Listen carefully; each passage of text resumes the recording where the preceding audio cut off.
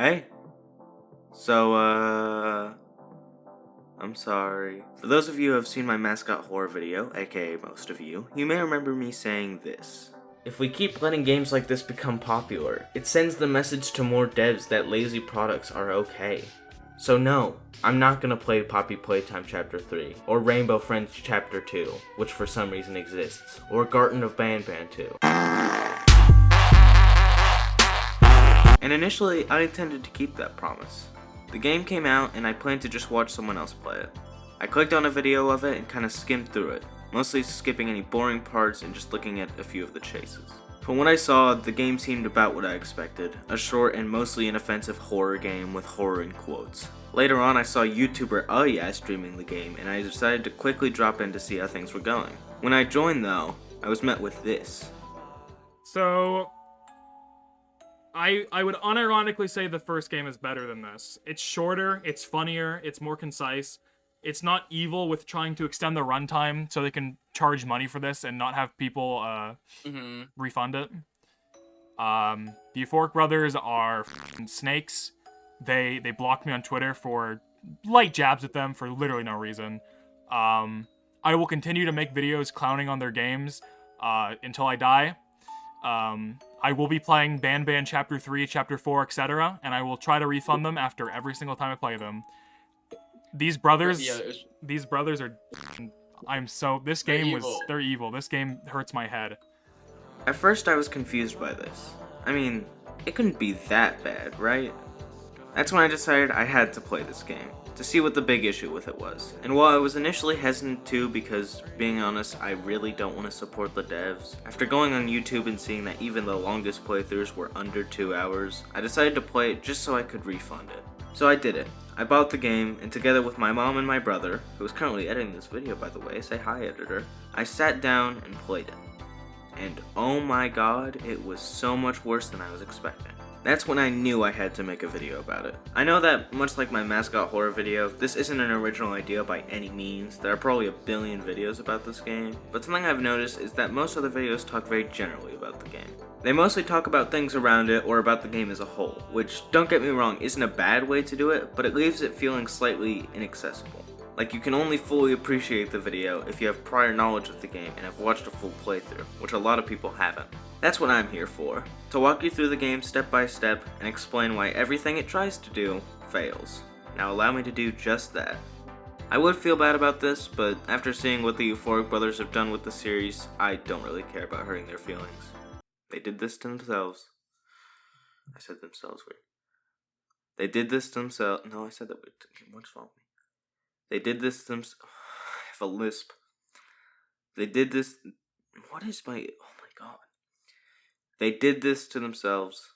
Alright, we're in the game. Let's see if anything's changed in the main menu. No. No, it can't be. Where's the merch button? How am I supposed to buy my awesome bird hat now? Yep, they actually listened to people and removed the merch button from the title screen. Don't get me wrong, I'm definitely glad they removed it, though something about it feels slightly off. My complaint with it wasn't really that the game had merch, and more so how early they introduced merch, aka Day 1. Removing it now, when Chapter 2 is already out, kinda just feels like putting a band-aid on the issue. It's also telling that they only removed it from the second one, which already costs money. Anyways, we start the game exactly where we left off, with Jumbo Josh, yes that's the green one's name, and us at the bottom of this pit. He is oddly kinda small here. I don't know, it's just a minor complaint, but it is strange how much he changes size in this chapter. Also my drone broke, I guess. Oh no, not my favorite game mechanic, whatever will I do? We find a keycard on the ground and continue through these very empty hallways until we get to this big room with a bottomless pit, which we will soon see is a trend this game is obsessed with. Ooh, look guys, a note! You cannot afford. Yeah, if you guys don't mind, I'm just gonna skip talking about any lore in this game. It's not that I don't care, it just doesn't really apply to our current discussion, and I don't care. Don't worry, you're not missing much anyways. Most of them are just, Experiment 7 killed 20 people today. This is not good. Moving on, we see vague threats talking about a spider, which are impossible to take seriously. Like, bro, there's no way the spider is real. We get into a big room and...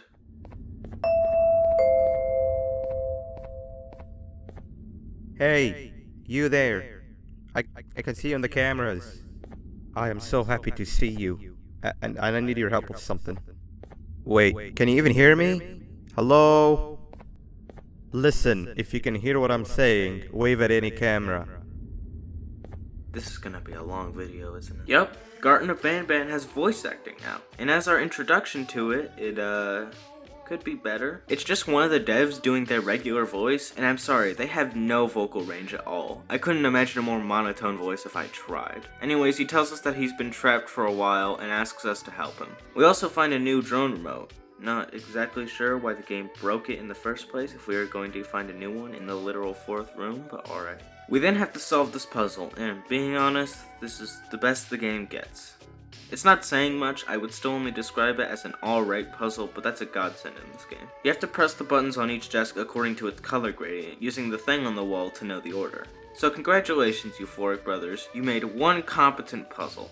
This won't last long. Solving that, we're able to go into this weird storage facility, which leads greatly into my next point, being, where are we? This is apparently some hidden area underneath the kindergarten, which I'm sorry, makes no sense. I've seen some people brush off this criticism, saying things like, oh, well the same thing happened in Bendy and people didn't care, why does this matter? Yeah, the difference is that Bendy did it well.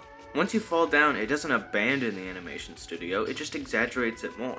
We go from a rundown animation studio to a rundown and gigantic animation studio. Simple stuff. In Garten of Banban, we go from a kindergarten, which didn't really look like a kindergarten to begin with, to a Roblox testing facility. It sucks because the concept of a kindergarten horror game could have so much potential.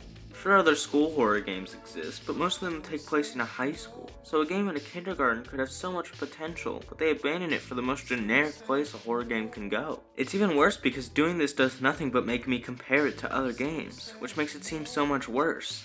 At least if it had the kindergarten aesthetic, I could call it unique, but going to a lab or hospital or whatever this is just makes me think, well, this was done better in these games, this was done better in these games, this one was done better in every other game ever, which just makes me dislike the game even more. It also seems to have the issue of not being able to make up its mind. Despite what I said, the game doesn't completely abandon the school aesthetic. There's rooms like this one where they're very clearly trying to do a very childish areas, but then they do areas like these where it's clear tests were happening, but then there's areas like these which are just kind of generic rooms, but then there's areas like these that just suck. It just confuses me. I'd understand if they were trying to do something where the area around you is constantly changing or something, but they didn't lean into it enough for it to actually make any sort of sense. All it does is leave me confused. It honestly feels like they were making a game and then every once in a while remembered that it was supposed to be in a school and decided to add an extra room or two to try and tie things together, which needless to say did not work. So anyway, the storage facility, right? We make our way through this maze-like area. Okay, well, not really maze. It's more like pick a pipe in Mario Maker if the answer was really obvious. There's also these arrows, which do come into play later during the chase, but for now are just kinda here. Once we make it to the end, we have to solve this puzzle with 3 buttons. I say puzzle, it's more so just a way to waste your time. There's 3 buttons, and you can hit 2 of them, but the 3rd one is blocked by some yellow glass, which we can't command over. Oh no, whatever will I do?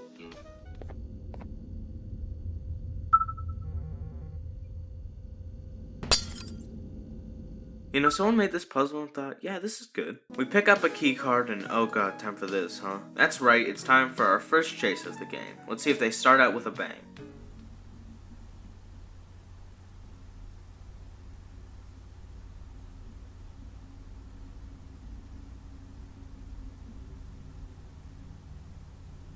Okay, let's be fair here. Muting any chase will make it seem lame. This chase is lame though. It's a pretty simple idea for a chase. You have to follow the blue arrows while doing the opposite of what the pink arrows say. It's an alright idea, but they kind of fumble it by making the arrows so big and obvious. It makes the chase way too easy. Just an idea, but I think the chase would have been better if there were some boxes on the shelves, and the arrows appeared small in a random box, making the challenge more so whether you can spot it in time, rather than the challenge being getting stuck on random corners. It would also fix the issue of the arrows being confusing your first time through, assuming they would only be facing the way you would be facing when you're going back. Again, just a random thought, I just feel like there were better ways to handle this chase. As it is now, it's fine I guess, although the design for the spider looks especially stupid. Like, bro, this is what the wall messages were warning me about? This thing that doesn't even have 8 legs? Alright. Getting out of that room and using our new keycard we picked up, we get into this small room with nothing but a note inside.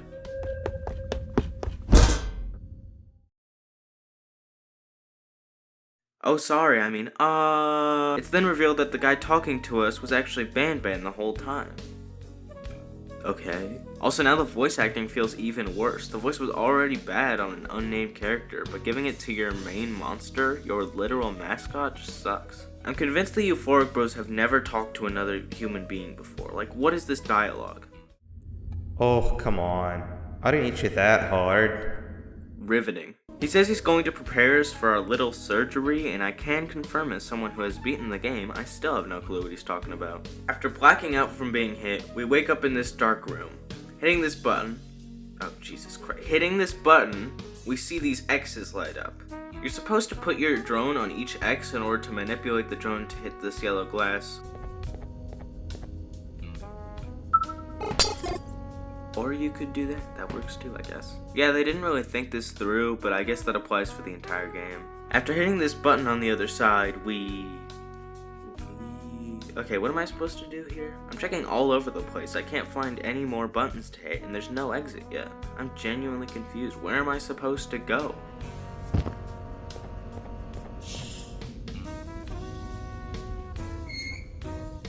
Oh, of course. I just had to wait for this lift to go all the way down. Duh. Why is there no audio cue letting you know something is happening? The only audio cue is a very, very quiet lift sound, but they definitely should have made it more obvious, because go to any playthrough and you can see how confused people are at this part. Actually, a better idea. Don't make us wait so long for the lift to drop at all. Editor, put how much time it takes on screen. That's too much. There's no reason for this to even exist. It could have just been a door that gets unlocked and nothing would change. Also, speaking of audio, yes, we're still not done, I'm the master of side tangents. Why is there no music? Like, ever. I understand having not much music in a horror game, but even ambience tracks don't exist. It's just silent the entire game. Not counting occasional victory jingles, the only 2 times there was actual music, at least from what I can see, is during the spider chase and during the final chase. For the rest of the game, it's nothing but your footsteps, which just makes the game so boring. You know what, guys? I'm sorry. The game is actually perfect, and I really like it. Going up this lift, we get into this hospital-esque area with a bunch of differently colored Captain Fiddles all around us dead. I guess except this guy. He is very much still alive. Also, no, I don't know why they decided to make their other giant character green as well. It seems like it could only lead to confusion, but at this point, I've learned not to question the genius character design this game is known for. We pick up this syringe and go on yet another fetch quest. What is this, number 1000 at this point? We have to extract fluid from each of the different Captain Fiddles and deposit it in this glass jar thing. Most of them are simple, save for the big boy from earlier who requires a bit more work to get. By that, I mean you used your drone at it. Yay. With all of it deposited, this cabinet opens, giving us a firecracker? Where do I use this? Well, that was just uncalled for. Following it into the dark room, we find, wait. Yeah, baby! Drone customization, game of the year 2023, Banban Sweet, let's go! Moving into the yellow door that the big boy was blocking, we're able to get the pink key card, which opens the pink door. Wait, what? So we open this yellow door in order to get the key to this pink door. Why is it so clunky feeling? What's the point of it? Wanna know a better solution to this? Just get rid of the pink door. Just have the yellow door be the exit. We don't need another door. Fine. Going through the pink door, we are back at the start, but this time the door straight forward is now open. If you actually go back to the beginning, you can see that Jumbo Josh is no longer under the lift, which is actually a pretty cool detail. I wouldn't mind more subtle things like that. Well, it would be subtle, but they decided some 4-year-olds might not get it, so they put this greenish trail on the ground. Weirdly enough, this trail color is actually closer to the other big guy from earlier. Not really Jumbo Josh, but I'm aware I'm just nitpicking now. Back in the big room, there's this really cool looking moon in the sky, which I'm still mad that they revealed in the trailer. That would have been so cool to see in the game blind, but they made one cool visual and decided that it was the only one they had, so they might as well put it in the trailer. Going in the middle door, we have this room where we have 4 buttons and a switch. Oh boy, I wonder what sort of wacky solution this puzzle will have. You just hit the buttons? You just hit each of them. There's no puzzle. That refund looking real nice right now. This is such a strange part of the game. You literally just take your drone, which may I remind you takes a year to use anyway, and you hit this button, and then hit this button, and then hit this button. I genuinely don't get it. There's no timer or anything. The only challenge here is the threat of boredom. After that thrilling puzzle, we walk down this long hallway where, oh my god, you just did this. We have to hit each of these 3 buttons. There's no puzzle, just hit the 3 buttons. AKA the exact same thing as the last room, but slightly less annoying. I'm honestly starting to think these puzzles in the drone are so slow so they can extend your playtime in any way they can imagine. Make the drone faster and remove these sort of wait times, I guarantee the game would be like 20 minutes max. Opening this door, we see... Don't say it, don't say it, don't say it, it's the... As we're running away, we see Bambalina appear, and she tells us to go hide with her. Oh wow, that's really nice, thank you so much, Bam. Okay, default Unity walk cycle. Also, I guess her head doesn't exist. After escaping Opila, we find ourselves in a sort of classroom, where Bambalina welcomes us as her new student. She tells us to sit in the middle with the unpopular students, but I decide to explore really quickly before I sit. Ooh, what does this button do? I will beat you to death. Wrong! Whoa, whoa, whoa, whoa, whoa, whoa, whoa, whoa. What did she mean wrong? Okay, fine, I've learned my lesson. I'll sit down this time. Sitting down with the unpopular students who are watering cans for some reason, she tells us her plan for the semester. Oh, my drone's here. Alright, let's break out of here.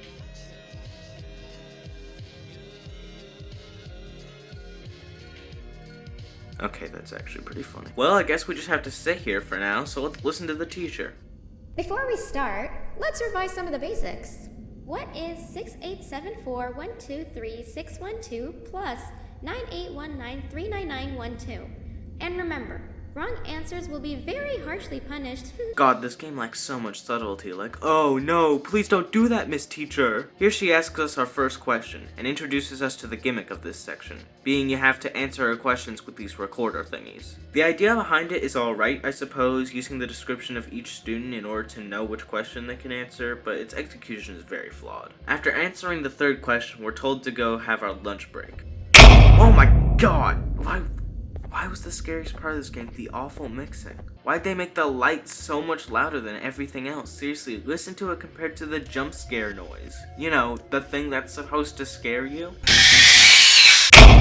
How did this get past the testing stage? Going to lunch, which is literally just this grass block, we're tasked with saving this watering can. But in order to save it, we have to give these bowling pins some money. But in order to do that, we have to collect this gum that definitely does not look like gum. Man, this game sure does love its fetch quests, huh? It's almost like the devs are incompetent and only know how to code 2 types of puzzles or something. After we do that, this locker opens, giving us a pair of shades. Banban comes on the intercom saying that they're looking for a student with a drone, which I'm not entirely sure what the point of saying is, since the only people here are me, the monsters already searching for me, and the students who I'm fairly sure won't report me. Never gonna get used to that. Going back to class, because we have these shades, we now get to sit with the cool kids, who are definitely less helpful for answering the questions. Like this question. Which of these do you think had the answer for the question, what is the temperature of the sun? If you guessed anything but the popular kid, congratulations, you got it wrong. You now have to go back and listen to her talk for another hour before getting another shot at it. And the popular kid didn't even get it right. What's the 5th sense in the list? Sight, smell, taste... Oh, loud kid. Correct! Oh, you just made me use my 5th sense. Close enough. Yes, that was the joke. Great job. That's something this section does a lot. It'll do a joke, Bambalina will say, Correct! and then she'll proceed to either explain the joke that was just made or just talk about whatever she feels like. Next question. How many hearts does an octopus have? Stingerflint. Correct! That's half right, since Stingerflint is close to an octopus. He's a jellyfish. But I'll allow it, since you're a cool kid. Normal octopuses have 3 hearts. We humans have 1. And Stingerflint has... I'm not sure actually, but let's move on. Oh yeah, speaking of talking, I guess. Listen, not every segue can be good. Speaking of talking, I should address our second case of voice acting in this game, Bambalina. Luckily they didn't get one of the devs to voice her, although now that I'm saying that, I wish they did because that sounds awesome. The actress they got is fine, it's not great, and most of her lines really could have used a few extra takes. That is a perfect example! Good job! Assuming it wasn't directed at me, of course. But to be fair, that's mostly because of the terrible dialogue that was given to her. Moving on. Okay, last time, I swear. Moving on, we go to our second break, where we do an even simpler fetch quest, just having to go around and steal money from around the area. Is this fun? Like, seriously, is there a single person in the world that actually finds joy in the 27th collect all the things puzzle? I'm starting to get really tired of it. Once we deposit all of the money, we unlock a second locker, revealing a bowling pin.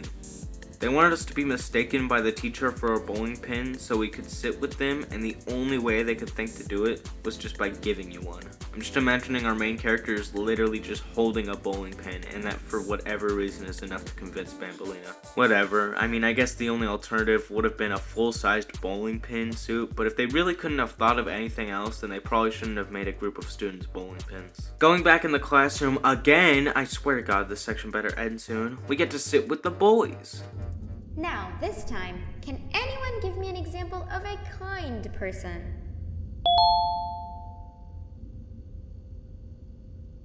I will give you immense pain. Correct! Alright, what's your excuse for this one?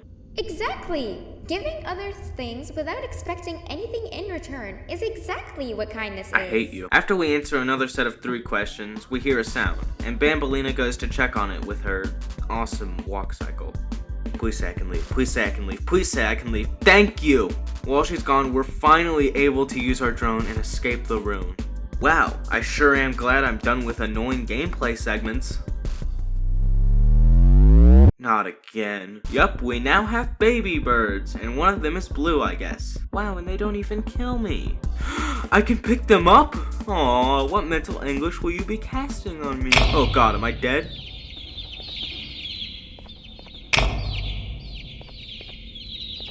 You know, I kinda wish I was dead right now. Yeah, there's no threat in this section, not unless you're dumb enough to open this door that Opila is behind. You may be wondering what the challenge of this section is, if nothing can kill you.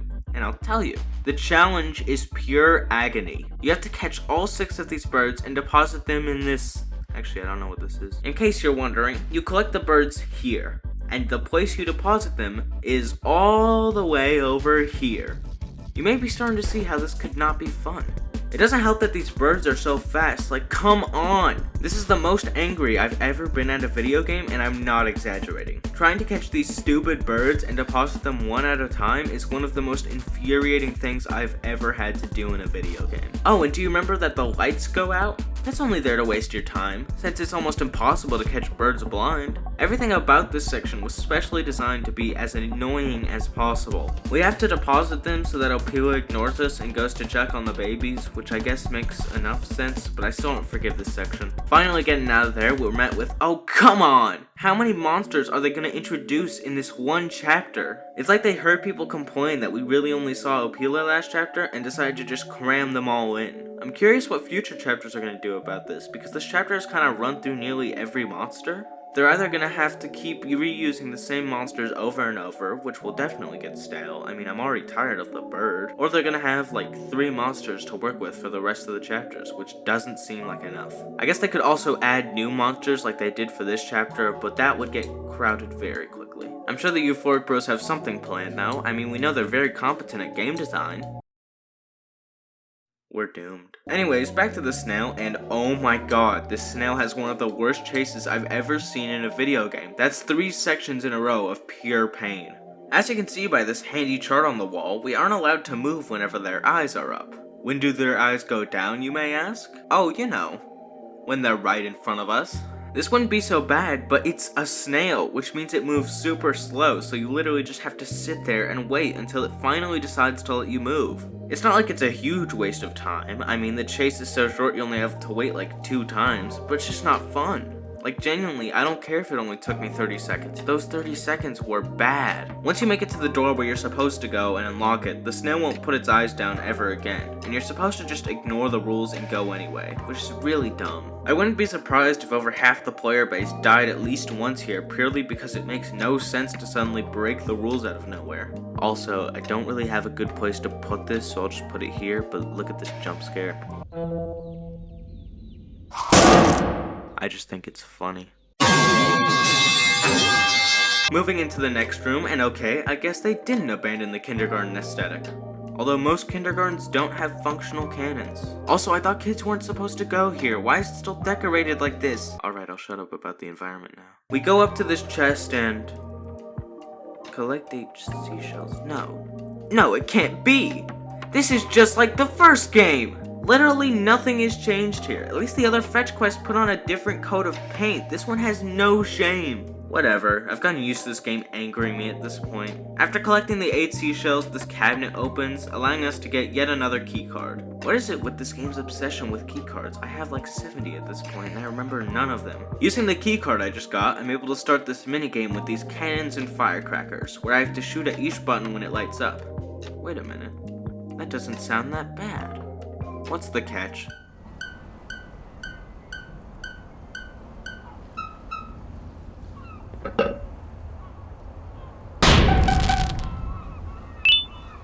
Okay, that makes more sense now. Yeah, the challenge isn't having to react quickly, the challenge is having eyes, I guess. It switches between each one, but that doesn't matter because it makes an incredibly obvious sound cue when it finishes. Why give this part the sound cue, but not the lift from earlier? Yes, I'm still mad about that. It just removes any sort of challenge there could have been, which already wasn't much. Also, the timer is way too forgiving. I could go take a bathroom break in the middle and still have enough time to get the puzzle right. The only time I could see someone failing is during the 3rd round, which introduces the cannons on the ground. It's not like it's actually hard, but most people probably won't notice them. Oh yeah, also there's 3 rounds, by the way, so not only does it suck, it takes an eternity. Okay, actually it only takes 3 minutes, but it's the worst 3 minutes of my life. After completing it, we go into this newly unlocked door, which gives us a key card. Then we have to go all the way back through the snail chase hallway to unlock a door. Oh my god, this is the same issue as earlier. Just have the door be the one to progress. You don't need to pad for time that badly, do you? Alright, point taken. Let's be fair here, guys. That was only the any % category, which allows glitches. Surely the glitchless category will have more playtime, and okay, I think I should stop talking. Alright, I'm really starting to get tired of this game. I'm gonna need a really good segment to bring me back in it. Yup, we have platforming sections now. For some reason. Yeah, I'm not sure why they decided to put this in the game. It's like they remembered last minute they had a jump button and decided to add this in. And the environment is definitely not helping those claims. I know it's the classic joke, everyone said it when the game was first revealed, but it's because it's true. It looks like a Roblox obby. It's just a bunch of floating platforms above yet another bottomless pit, which I know I brought up earlier, but it bears repeating. Why does this supposed kindergarten have this? Actually, more importantly, why does any building have this? It makes no sense. It breaks any immersion I might have had, which to be fair was already none. Anyways, we start to head through this segment, and I cannot describe the pure torture the platforming here is. For some reason, they decided to pull a Hello Neighbor and make it so you can't adjust your trajectory after you jump, making it so you have to nail it first try or you're dead. Everything also feels super floaty. It makes it hard to gauge where you're gonna land exactly, which is not good for a platforming section. Honestly, there's not much else I can even say about this part. Most of its problems are obvious just looking at it. After making it past this tight jump at the end, we start to go down a long hallway. When we reach the end, we see this cake, and suddenly Banban appears. He gives us a speech revealing that he's actually on our side and trying to help us, before giving us advice on how to escape. Yup, apparently him knocking us out earlier was just to get our keycards or something, but hold on game, if he's really on our side and only did things he had to, then what was this announcement thing about? What purpose does him placing a bounty on us serve other than to put us in more danger? It's like the devs forgot they put that in the game before deciding to make this plot twist. Anyway, he tells us to escape through Apila's door, and after a few seconds of waiting, the chase begins. Oh hey guys, look! It's the second song! I mean, it's the same one from last chapter, but hey, it counts! Anyways, this chase is fine, I guess. There's not really a gimmick to it other than the fact that we have 2 people chasing us. Bambalina, who is just as slow as ever, and Jumbo Josh, who I guess has gained the ability to teleport. We run for a while with a couple of dead ends to, I don't know, extend playtime I guess. Once you make it to the end, we find, whoa! I didn't even mean to do that, but I'll take it, I guess. After picking up a key card that Bambalina dropped for some reason, we're able to open this door and get on this lift. There's no way this is the end. They wouldn't end it on the lift again, would they? They ended on the lift again. So yeah, that's Garten of Banban 2. A common sentiment I've seen online is people either saying that the devs have redeemed themselves entirely, or that it's at least better than the first. And I have to say, after playing it, I 100% disagree with that statement. The first one was short and sucked, don't get me wrong, but at least it didn't overstay its welcome. Just because a game has more in it on paper doesn't automatically make it better. I would rather play a short, bad, funny game than a relatively long, bad, and boring game. I know I said it as a joke earlier, but so many decisions in this game just feel like they were made only to extend playtime, trying to push you over the 2-hour mark so you can't refund it anymore. Again, it's like the devs heard that people were complaining the first one was too short, but rather than make more content, they just took the content they already had and added an extra 10 minutes to each room. So what's my point in all this? I don't know. I would like to encourage you not to buy the game, but after already breaking my promise last video, I feel like that's not fair of me to say. Plus, let's be honest, I have literally no influence. If anything, I've just encouraged more people to go play this game. Whether I like it or not, I am the problem. Will this be my last video on Garten of Banban? Probably not. Will this be my last video on the Euphoric Brothers? Definitely not. Should it be though? I'm not sure. All I know is that I'm going to keep making videos on what I want to make, and I hope you guys continue to watch them. Until next time, I hope you guys have a good day, and I'll see you soon. Also, look at this graph. Please subscribe.